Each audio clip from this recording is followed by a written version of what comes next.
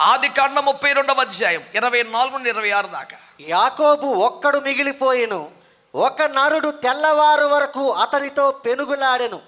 తాను అతను గెలవకుండుట చూచి తోడ గూటి మీద అతనిని కొట్టెను. అప్పుడు అతడు ఆయనతో పెనుగులాడుట వలన యాకోబు తొడ గూడు వసిలెను. దేవునికి అందరూ స్తోత్రం చెప్పండి. గత ఆదివారము మనము ఈ 2వ ఆరాధనలో ధ్యానం చేసిన అంశం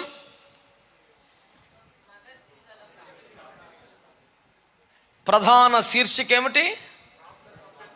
ప్రార్థనకు అభ్యంతరము కలగకుండా.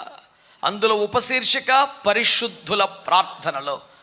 అందులో మరొక ఉపశీర్షిక యాకోబు ప్రార్థన.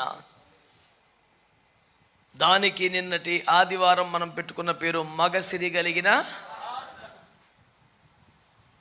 ఈ మగసిరి కలిగిన ప్రార్థనా జీవితానికి సంబంధించిన మరొక, ఒకవేళ ప్రజలు ఇష్టపడకపోతే ఎట్టకొట్టి బతిమలాడి ఏదో ఒకటి చేసి మొత్తానికి దేవుడు ఇచ్చిందంతా చెప్పేసే వస్తాను తప్ప మధ్యలో పారిపోయి అయితే రాను. చోట అన్నాడు ఈ ఒక్క పాయింట్ అంటాడు, కానీ అలాగే లాగేస్తాడు 7 పాయింట్లు అని ఒక ఆయన అన్నాడు.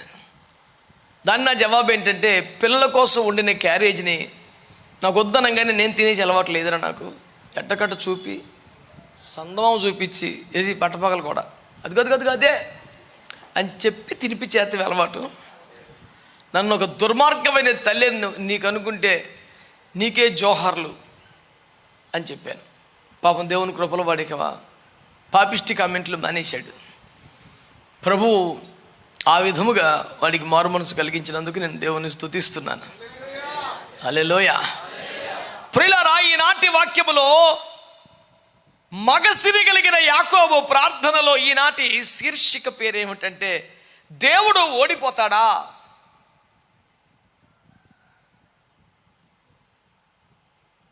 ప్రతి శనివారం లాగా మందిరంలో కూర్చొని సందేశాలు సిద్ధపడే అవకాశం గత రాత్రి నాకు కుదరలేదు. కాకినాడ వెళ్ళి ఒక చిన్న పరిచయం చేసి అక్కడే 10 అయిపోయింది బయలుదేరేపాటికి. సిటీ చర్చికి వచ్చేపాటికి 1 గంట, 4 మళ్ళీ సిద్ధపాటు స్టార్ట్ అవ్వాలి. ఇదిగో ఈ చోట మోకరించి ప్రార్థన చేసి దేవుని కృపలో సందేశాలు పొందుకోవటం గత అనేక సంవత్సరాలుగా నాకున్న వాడుక. రాత్రి అవకాశం లేదు. కనీసం బైబిల్ తెరిచి చదువుకోటాక ఆ లైటింగ్ నాకు సరిపోవట్లేదు. కాల్లో పెన్ను కాగితం పెట్టి రాసుకుందామంటే మా విజయసారథి వేగానికి రాసుకోవటం కుదరట్లేదు. నేనేం చేయాలి ప్రభువా? టైం అయిపోతుంది, వెళ్ళేపాటికి 1 గంట అయిపోతుంది నాయనా అని మనసులోనే ఒక చిన్న ఆందోళన, టెన్షన్. ప్రభువా, నా బిడ్డలను ఆకలితో పంపకూడదు. తన ఇంటి వారికి తగిన వేళ అన్నం పెట్టినోడే నమ్మకమైన సేవకుడు అన్నావు. నాకు రాత్రి కుదరలేదు, మరి నేను ఎలా చెప్పను ప్రభువా అని నా లోపల ఒక దుఃఖం ఉండిపోయింది. కృపగల దేవుని ఆత్మ ఈ సవాలుతో కొన్ని మాట నాకు ఇచ్చారు. హల్లెలూయా. నా నాలుక త్వరగా వ్రాయువాని కలమవలే ఉన్నది అనే అనుభవం భక్తునికి ఉంటే ఆ త్వరగా రాసుకునే కృప ప్రభు నాకు కూడా ఇచ్చాడు. అందులో దేవుడు ఇచ్చిన టైటిల్ ఏంటి తెలుసా? దేవుడు ఓడిపోతాడా?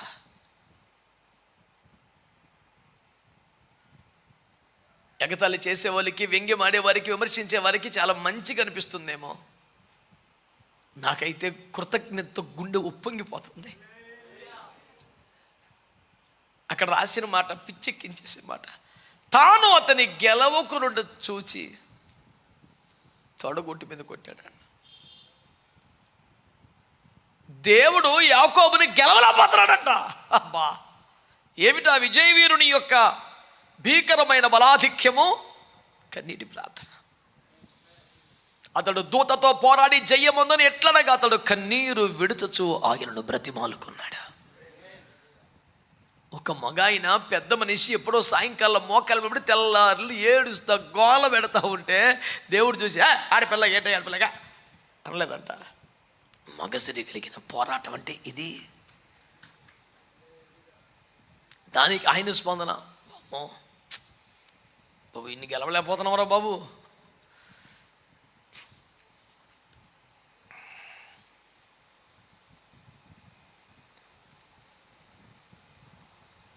ఈ ఆదికాండం 32వ అధ్యాయం 24, 25 వచనాలను ఆధారం చేసుకొని ఎవరైనా దేవుడి దగ్గరికి వెళ్ళి, ఓ దేవుడా ఓడిపోయావంటగా అని ఎగతాళి చేస్తే కూడా నా దేవుడు ఏమీ ఫీల్ అవ్వడు.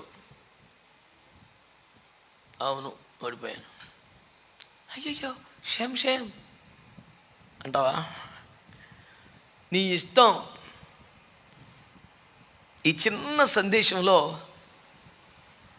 టైటిల్ పేరే దేవుడు ఓడిపోతాడా? దేవుడు ఓడిపోతాడా? ఆయన సెలవిస్తే తుఫాను పుట్టుద్దంట కదా. ఆయన గట్టిగా ఊపిరి విడిస్తే పర్వతములు మైనములాగా కరిగిపోతాయంట. ఆయన కన్నెర చేస్తే పంచభూతముల్లో మార్పులు చేస్తున్నాయి. నోటి ఊపిరి చేత ఎగరగొట్టేస్తాడంట.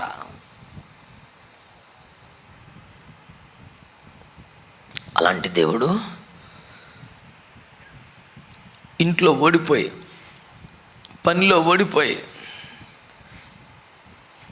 ప్రతి చోట ఓడిపోయి, అందుకని యాకోబు జీవితాన్ని గురించి ఐఎఫ్జే థీమ్ సాగర్ రాసినప్పుడు నేను ఆ పదం వాడాడు, విజయమే ఎరుగని వాణిని నీపైనే గెలువనిస్తివి. బ్రతుకులో విజయం అన్న పదం తెలియదు అబ్బాయికి. ఎవరికి? లైఫ్లో సక్సెస్,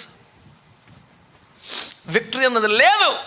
మోసం, కుయుక్తి, తిప్పలు, పగలు, ఎండకెండి, రాత్రి మంచుకు తడిసి నిద్ర కన్నులకు దూరం అయిపోయి ఎక్కడ గెలవలేడు. కనీసం వాదనలో కూడా నిలబడలేడు. మామయ్య నన్ను మోసం చేశాడు, నర్మయ్ మోసం ఏంట్రా, పెద్ద బిడ్డకి పెళ్లి చేయకున్నాడు, చిన్నపిల్లకి చేస్తాడు, నర్మస్గా పనికి మళ్ళీ మాట్లాడుతున్నావు అంటే తనదే తప్పున్నట్లు నోరు మూసుకోవాల్సి వచ్చింది. గట్టిగా వాదించడం కూడా కుదరదు. పగలు ఎండకెండి రాత్రి ఎవడండి పని చేస్తాడా లేక ఒక్క రాత్రి సరిగ్గా నిద్ర లేకుండా అలా 20 సంవత్సరాలు చేశాడు. అన్యాయం జరిగిపోతుంటే కూడా, అన్యాయం అయిపోతుంటే కూడా పోరాడి కాదు, కనీసం వాదించి గెలిచే సత్తా లేని స్థితి అయింది. ఓటమికి అలవాటైపోయిన జీవితం, పరిస్థితులతో రాజీ పడిపోయిన జీవితం. లోక సంబంధాలు అయితే నా కర్మనో తలరాతో అనుకోవాలి, కొంచెం ఆత్మ సంబంధాలు అయితే దేవుని చిత్తం అనుకొని సరిపెట్టుకోవాలి. అలాంటి స్థితుల్లో అతని కూడా గుర్తొచ్చింది, నా పేరు తెలియదు, ఊరు తెలియదు, తల్లిదండ్రులు తెలియదు, అసలు నేనేంటో తెలియదు, నాకేమవసరో తెలియదు, నేను ఇంకా సరిగా తయారవ్వలేదు. గర్భస్థ పిండమగా ఉన్నప్పుడే దేవుడు దైవికంగా ఒక పెనుగులాడి గుణం నాలో పెట్టాడు. నేను అది మానేసి ఈ పనికి మాలే పాలేతనం ఏంటి? మా అన్నయ్యతో కొట్లాడికి గెలవలేకపోయాను, కానీ నేను దేవుడితో తెలుసుకుంటానని మోకాలు లేచాడు. మోకాలు లేచి ఏడుతుంటే మా అన్నయ్య దగ్గర ఓడిపోయాను, చిన్నప్పుడే ఓడిపోయాను, పెద్దయ్యకు ఓడిపోయాను, పనులు ఓడిపోయాను, పిల్లలు ఓడిపోయాను, ఉద్యోగులు అన్నీ ఓడిపోయాను. నాకు అసలు బతుకంత ఓటమే, నన్ను ఏదో ఒకటి చేయని మోకాలను బడి ఎడుతున్నాడు.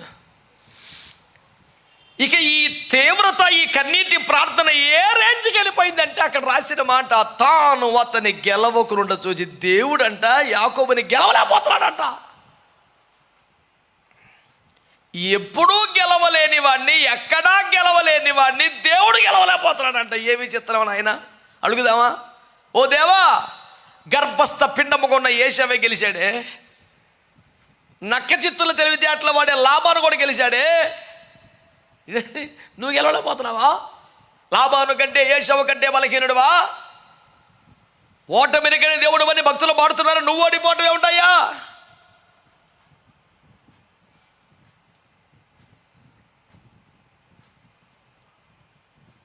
ఓటమెరిగిన దేవుడు ఓడిపోయాడా?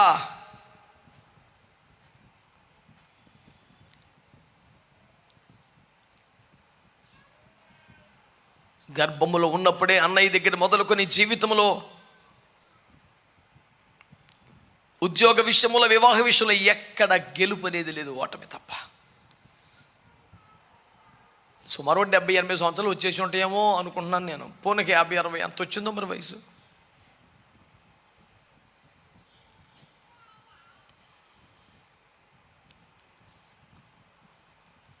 అంత వయసు వచ్చిన విజయం అన్నమాట తెలియదు.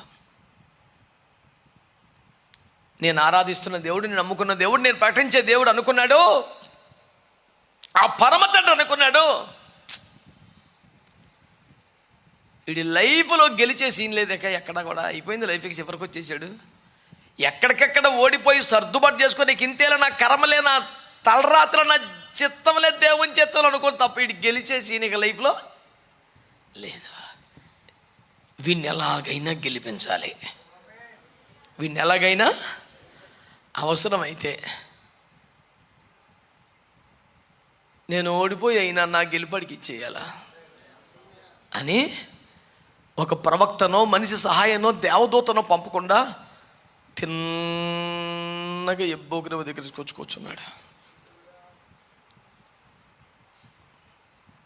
కొడతాకొచ్చాడేమో, చంపుతాకొచ్చాడేమో, ఎన్నాళ్ళు ఏమైపోయేవరా, నా దశంభాగం ఎదురా, గుడి కట్టలేదారా, ఇన్నాళ్ళు గుర్తొచ్చేటట్టు గోబలం వాయించేస్తాడేమో అని కనబడగానే కాళ్ళు ఎట్టేసుకున్నాడంట. కాళ్ళు పట్టుకుని 20 ఏళ్ళు అయింది మనిషి. ఎరా ఎన్నాళ్ళు గుర్తొచ్చానేమో అని కొరడా పట్టుకుంటాడేమో, తోలు తీసేస్తాడేమో అని గజగజలాడిపోయి కాళ్ళు అట్టేసుకుంటే,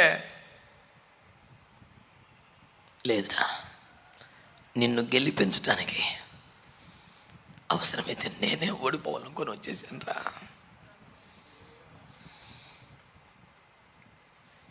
నువ్వు నమ్ముతున్నావా?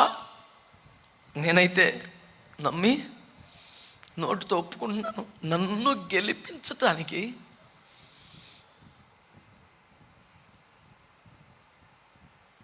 ఆయన నా కోసం ఓడిపోయాడు.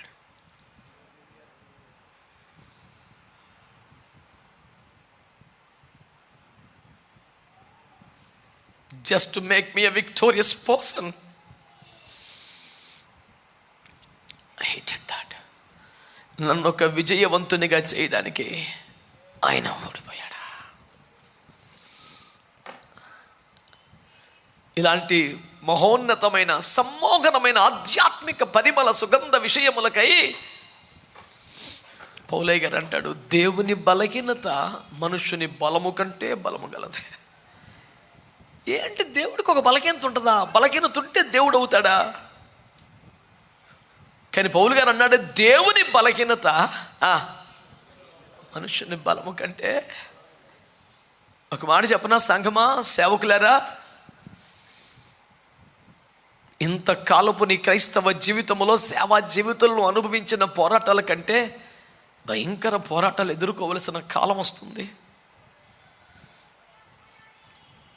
లోపల బయట, లోపల బయట, ఇంట బయట, అంతరంగంలోనూ బాహ్యములోనూ నీ శక్తికి మించిన పోరాటాలు ఎదుర్కోవలసిన పరిస్థితి వస్తుంది.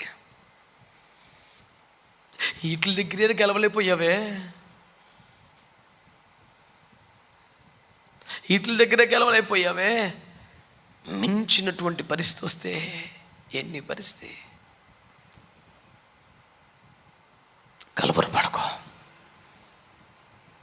భార్య ఉండగానే, భర్త ఉండగానే, ఆరోగ్యం ఉండగానే, డబ్బు ఉండగానే, అన్నీ ఉండగానే ఎన్నోసార్లు బలహీనమై తేలిపోయావే, చేతులెత్తేసి ఓటమిని అంగీకరించావే. నీ జీవితంలో సౌభాగ్యాలు, సుఖాలు, ఆనందాలు,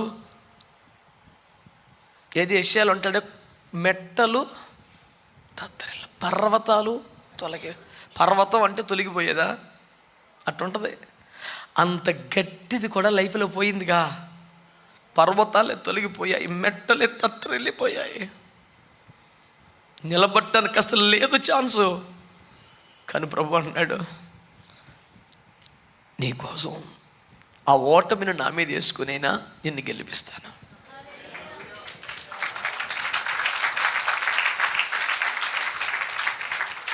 ఆ ఓటమిని నా మీద వేసుకుని నిన్ను గెలిపిస్తాను.